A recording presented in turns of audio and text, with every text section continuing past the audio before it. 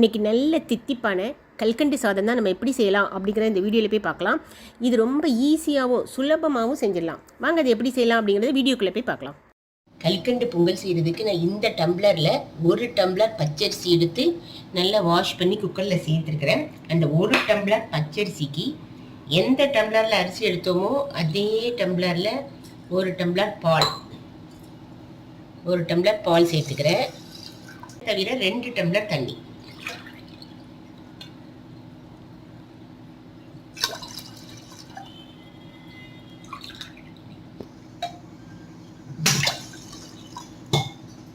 சேர்த்துட்டு இதில் ஒரு சின்ன பிஞ்சு குங்குமப்பூவையும் நான் இதிலே சேர்த்துடுறேன்.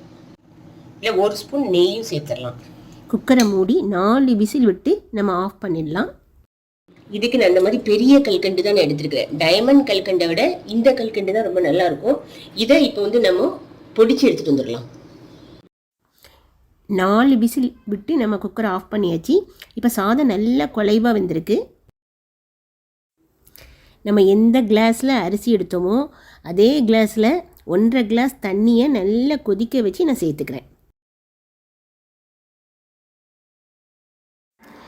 நல்ல இலக்கமாக தான் இருக்கணும். கல்கண்டு சேர்த்த உடனே இன்னும் கொஞ்சம் கூட நீக்கும். ஆனாலும் இது ஆறினோடனே ரொம்ப கெட்டித்தன்மையாயிரும். அதனால் இது பாயாசம் கன்சிஸ்டன்சியில் இருந்தால் கூட ஓகே தான். எந்த டம்ளரில் நம்ம அரிசி எடுத்தோமோ அதே டம்ளரில் இந்த கல்கண்டை பொடிச்சு வச்சுருக்கிறேன். அதே இதில் சேர்த்துடலாம்.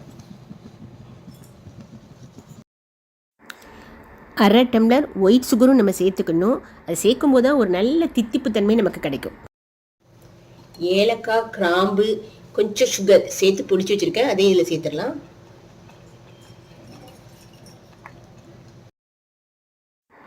ஒரு கொதி வந்தோடனே முந்திரி பருப்பும் ட்ரை கிரேப்ஸும் நெய்யில் வறுத்து சேர்த்து நல்லா மிக்ஸ் பண்ணிவிட்டு நம்மளுக்கு எவ்வளோ நெய் வேணுமோ அவ்வளோ நெய் நல்லா ஊற்றி நல்லா மிக்ஸ் பண்ணால் நல்ல கமன்னு நல்ல வாசனையான ருசியான கல்கண்டு பாத் ரெடி ஆயிடுச்சு. நீங்களும் இதே மெஷர்மெண்ட்டில் செஞ்சு பார்த்து உங்கள் ஃபீட்பேக் எங்களுக்கு தெரிவிங்க. இந்த ரெசிபி பிடிச்சிருந்தா ஒரு லைக் கொடுத்து ஷேர் அண்ட் சப்ஸ்கிரைப் பண்ணுங்கள் ஃப்ரெண்ட்ஸ். தேங்க்யூ.